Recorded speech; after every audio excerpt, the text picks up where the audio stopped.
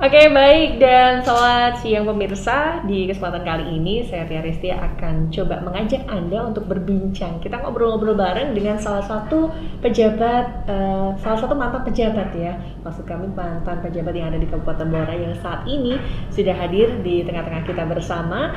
Ada beliau Dr. Andes Haji KRAT Adi Purwanto MMMA bersama istri di kesempatan siang hari ini yang akan coba kita ajak untuk berbincang bersama tentunya untuk kesempatan kali ini. Selamat siang Pak Adi. Selamat siang Mbak Tia. Oke, akhirnya ketemu lagi nih bersama beliau, orang-orang hebat di Kabupaten Blora. Salah satunya adalah Pak Adi ini ya, yang saya tahu seperti itu. Nah, apa kabarnya Pak Adi? Baik, alhamdulillah sehat sekali ini. Sehat, iya. Sampai dengan saat ini bersama istri juga. Selamat siang Ibu. Iya, selamat siang Mbak Tia. Baik, ini Ibu juga awet muda cantik gitu ya pemirsa ya. Baik, di kesempatan siang hari ini kita akan ngobrol bareng bersama beliau berdua karena saya percaya bahwa salah satu cerita sukses dari orang hebat itu pasti ada sesuatu yang mungkin menjadi sebuah keajaiban di dalam kisah perjalanannya, atau juga mungkin ada sesuatu yang menjadikan kisah sukses tersendiri oleh beliau. Dimana untuk Pak Adi ini sendiri juga saat ini menjadi dosen pasca sarjana di Universitas Slamet Riyadi Solo. Seperti apa kisahnya? Kita akan berbincang bersama beliau di kesempatan hari ini. Ada pengalaman apa sih Pak yang mungkin saat ini sudah Anda jalani gitu ya di kisah perjalanan panjang, kisah sukses dari Pak Adi sendiri? Seperti apa pengalaman yang bisa kita bagi bersama pemirsa di rumah? Baik Mbak Tia, jadi pengalaman kami itu berangkat dari pegawai di Pemda. Ya. Kami 34 tahun bekerja di lingkungan Pemda. Ya. Sejak awal dari staf di kantor pembantu gubernur Jawa Tengah di Solo, Surakarta, kemudian dipindah ke Kabupaten Blora, tepatnya sebagai Sekwilcam Kecamatan Ngawen.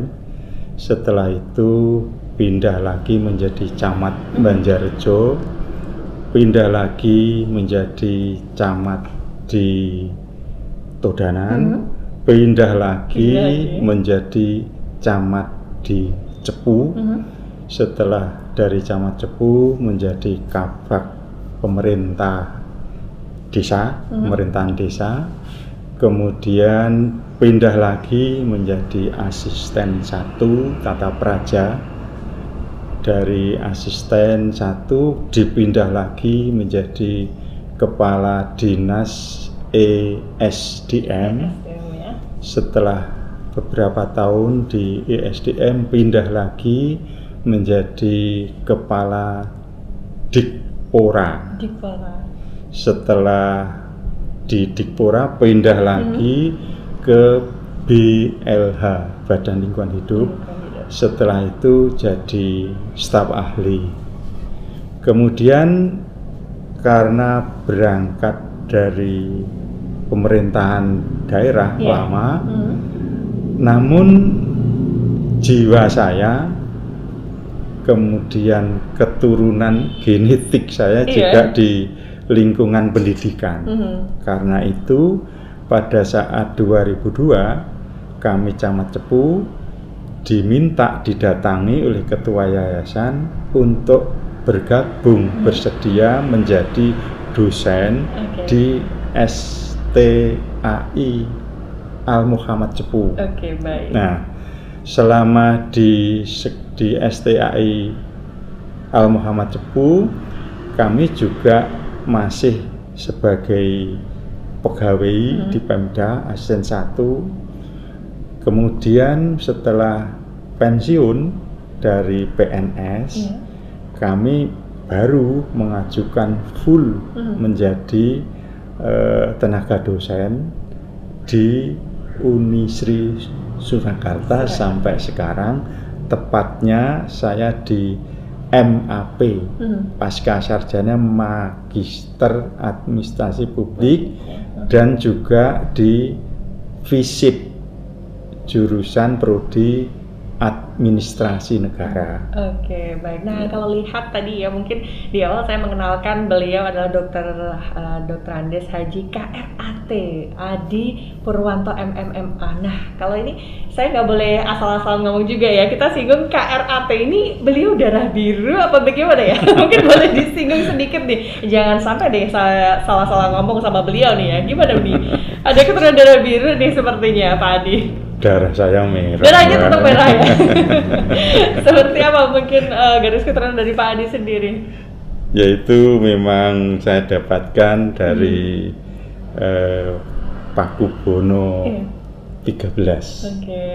Iya. Pak Adi asli Solo begitu, Pak? Saya ini asli Karanganyar. Aslinya Karanganyar ya. Asli Karanganyar. Jadi tadi karena bertugas sebagai pegawai negeri sipil, jadi di Blora seperti itu. Ya akhirnya juga menikmati budaya Blora karena sampai pensiun sampai sekarang kami di Blora. Ya, gitu. Baik. Dan ini Pak Adi, ketika di perjalanan panjang dari kisah Pak Adi tadi ya, selama sukses mengemban tugas sampai bermutasi di beberapa jabatan seperti itu, dan jabatan terakhir juga di staf ahli, dan ketika itu saya tahu benar gitu ya, ada berita yang sangat mengembarkan di Blora tentang kasus kecelakaan yang menimpa salah satu pejabat di Blora saat itu, dan beliau ternyata adalah Pak Adi Purwanto. Nah, ini bikin kaget semua orang loh Pak ya, termasuk saya. Ini juga teman-teman ASN yang lain juga waktu itu sempat kaget, wah Pak Adi kecelakaan nih. Nah, gimana sih Pak? Mungkin ada sedikit teringat kronologi kecelakaannya itu seperti apa Pak? Baik.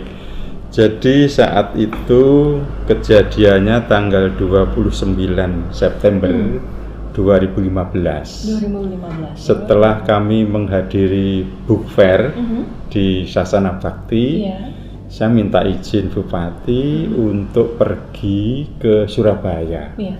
Itu dalam rangka akan konsultasi tentang disertasi yang akan saya kerjakan itu. Baik. Rencananya mobil itu akan saya titipkan di stasiun Cepu. Ya. Kemudian ke Surabayanya akan naik kereta. Mohon maaf Pak Adi, itu Pak Adi kan dulu pejabat nih, nggak pakai supir pribadi Pak Adi? Kalau urusan pribadi ya pribadi. Oh begitu. Nah ini patut dicontoh ya pemirsa ya. Kalau untuk kepentingan pribadi beliau nampaknya lebih suka menyetir sendiri. Jadi pada saat itu sendiri ya Pak ya? Betul. Setelah saya di tengah perjalanan, tepatnya di Cabak, itu terjadi kecelakaan itu, sehingga saya sadar sadar sesadar-sadarnya, meskipun kendaraannya ringsek, betul. meskipun orang bilang ada yang innalillahi wa inna ilaihi rajiun, namun ternyata alhamdulillah bersyukur kepada Allah sampai sekarang saya masih bertemu Mbak Tia di Gagak Rimang ini. Nah, nanti kita akan juga melihat kilasan tentang bagaimana sih mungkin kondisi dari kendaraan Pak Adi ya ketika habis kecelakaan. Kita lihat seperti apa, nanti kita akan simak videonya berikut ini. 29 September 2015, kecelakaan tragis menimpa salah satu staf ahli Bupati Blora.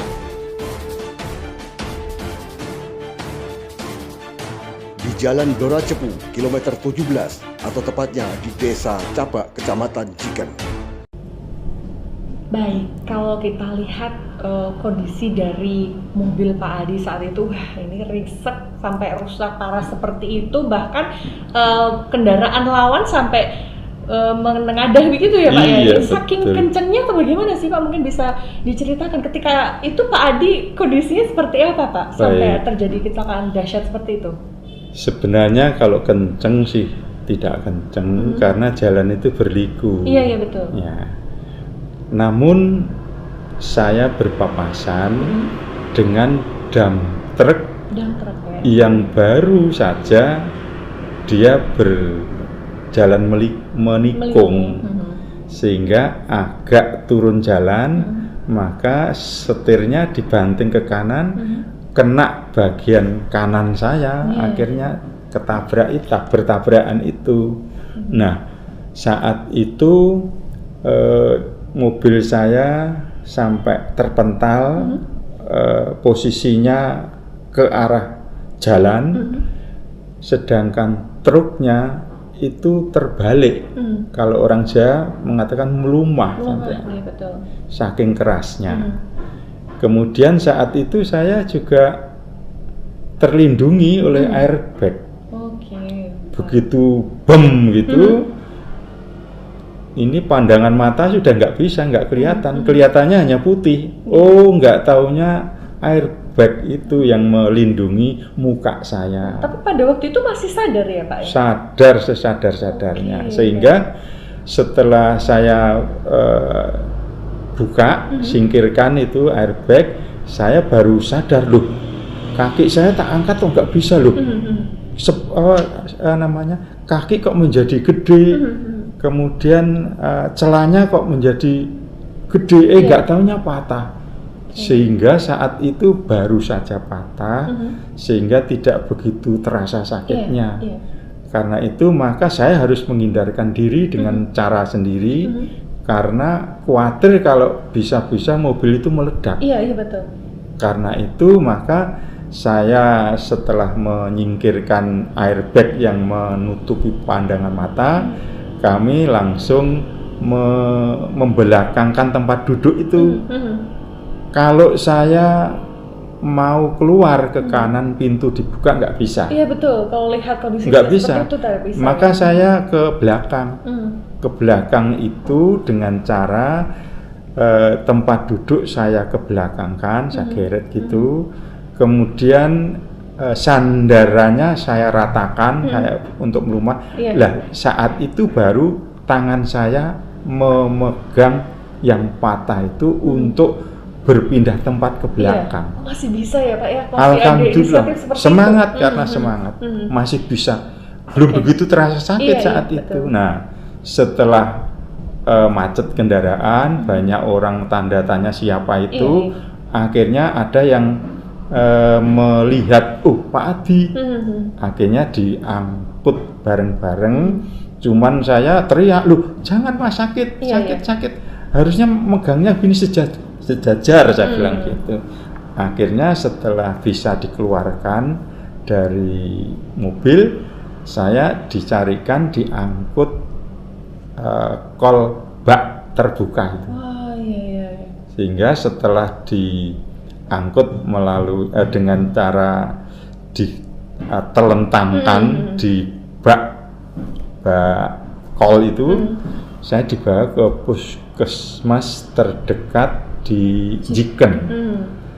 Dari situ terasa baru terasa ya, Pak, ya? Begitu ada jalan lubang jeglek, sakitnya Bu, ya. Saya teriak-teriak jangan. Itu padahal jaraknya pendek, tapi begitu ada jeglekan gitu, sakitnya bukan main. Oke, Pak Adi, kalau kita melihat bagaimana kondisi pasca kecelakaan itu, pastinya kan kita juga tahu ini adalah satu bentuk keajaiban ya yang patut kita syukuri kepada Sang Maha Pencipta ini, bahwa sampai dengan saat ini tidak banyak orang yang menyangka bahwa alhamdulillah ya saat itu Pak Adi masih bisa diberi keselamatan gitu. Orang sudah menerka-nerka dengan isu yang beredar ini, sudah banyak yang waduh ini Pak Adi kalau lihat kondisi mobilnya seperti ini nggak tahu deh nanti seperti apa. Tapi alhamdulillah sampai saat ini masih sugeng, masih sehat walafiat seperti ini. Seperti apa yang sudah Pak Adi syukuri sampai dengan saat ini, Pak Adi? Kalau mengingat kejadian itu, syukur saya berlipat ganda, Pak. Senang, miris, terenyuh, terharu, campur aduk. Betul. Intinya kami meyakini dan melaksanakan karena umat Allah, ajaran kami mengajarkan membiasakan membaca ayat kursi, khususnya dalam perjalanan nyupir jauh, keselamatan itu insya Allah kita terjaga dari Oke, itu.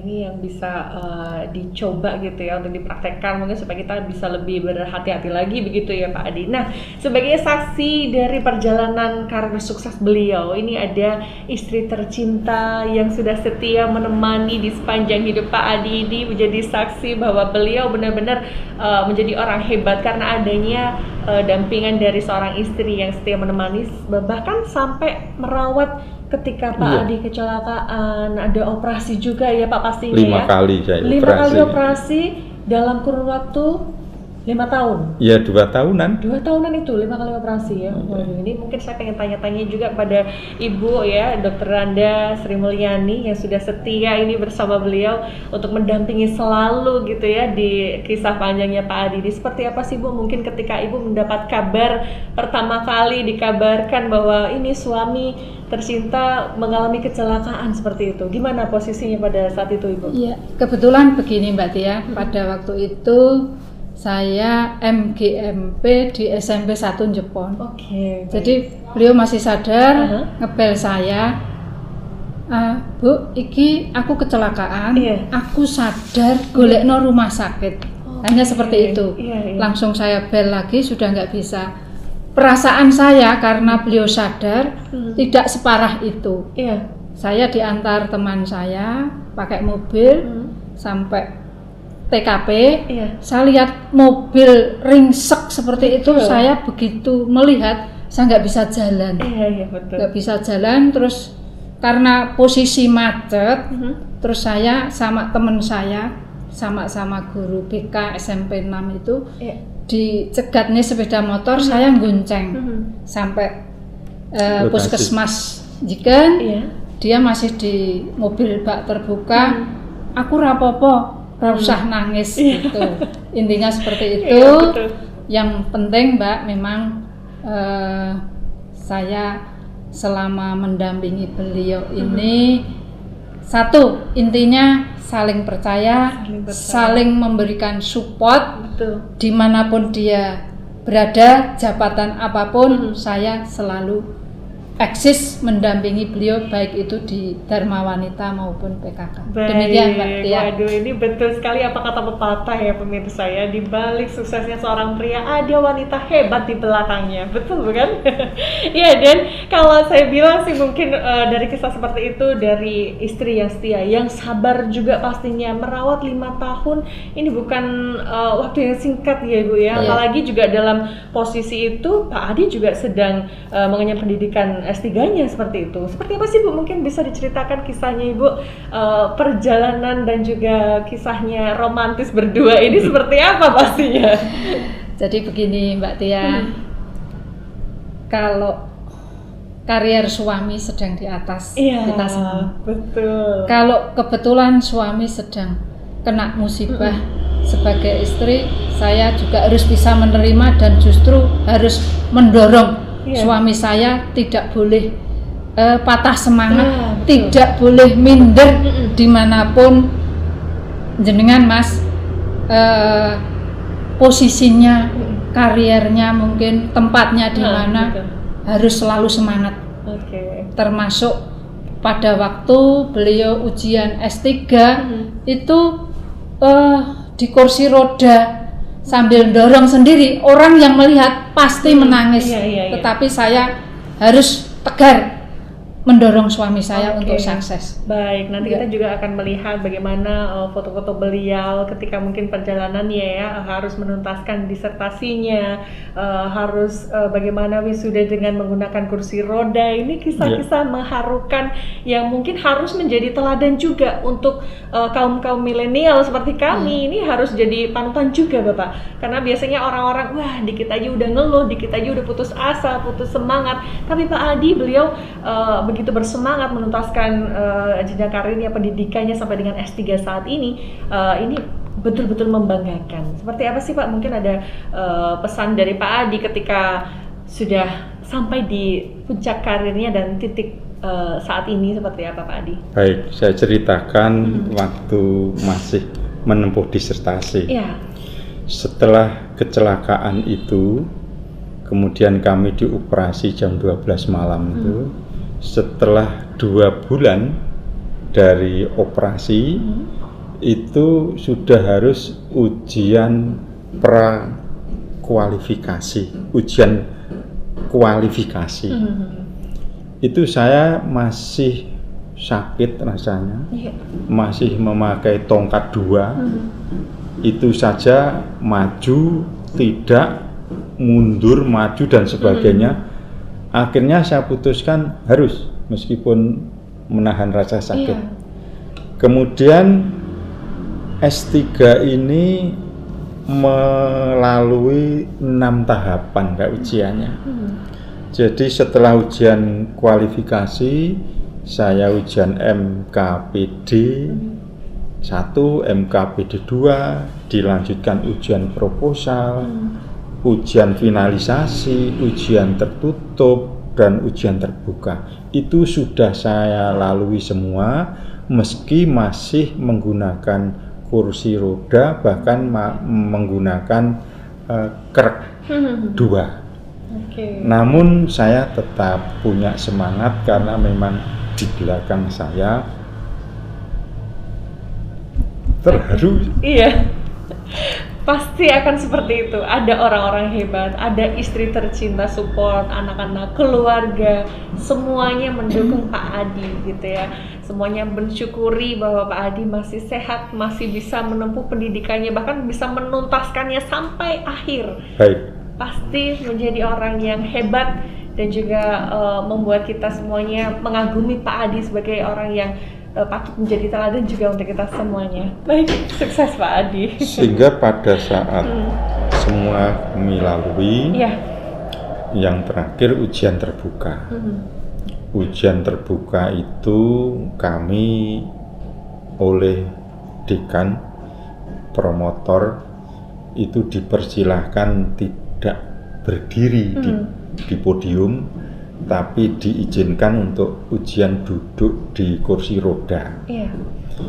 Tata caranya, manakala para hadirin, penguji, promotor, ko-promotor sudah lengkap di dalamnya, kemudian dibukalah pintu, saya dipersilakan masuk ruangan ujian. Masuk ruangan ujian itu saya bertekad harus mandiri, tidak perlu didorong oleh siapapun. Sehingga saya masuk ke ruangan ujian untuk promosi itu, kursi roda saya putar sendiri. Disitulah teman-teman mantan murid saya hadirin, tamu itu ya meneteskan air mata, nggak tegel. Ada dosen pengujinya malah berendes melihat saya.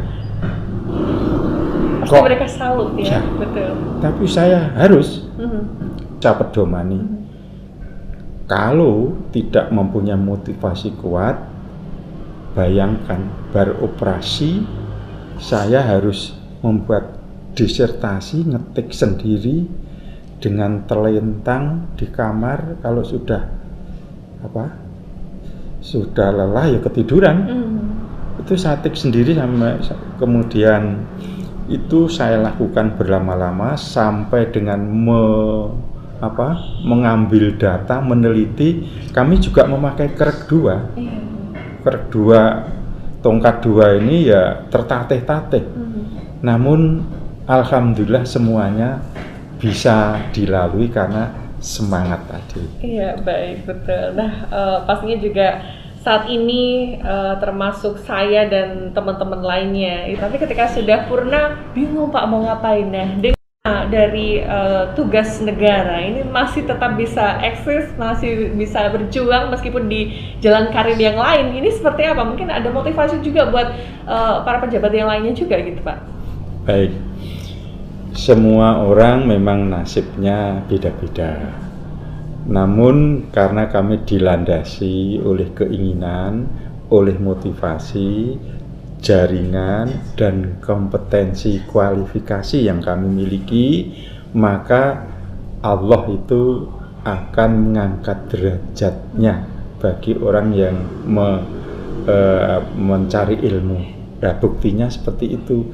Saya pensiun dari PNS, ternyata masih ada tempat bagi saya untuk mengembangkan, menularkan ilmu saya di bidang lain, khususnya di perguruan tinggi Unisri Surakarta. Oke, baik, kita juga akan melihat bagaimana keseharian dari beliau. Kita simak cuplikannya berikut ini.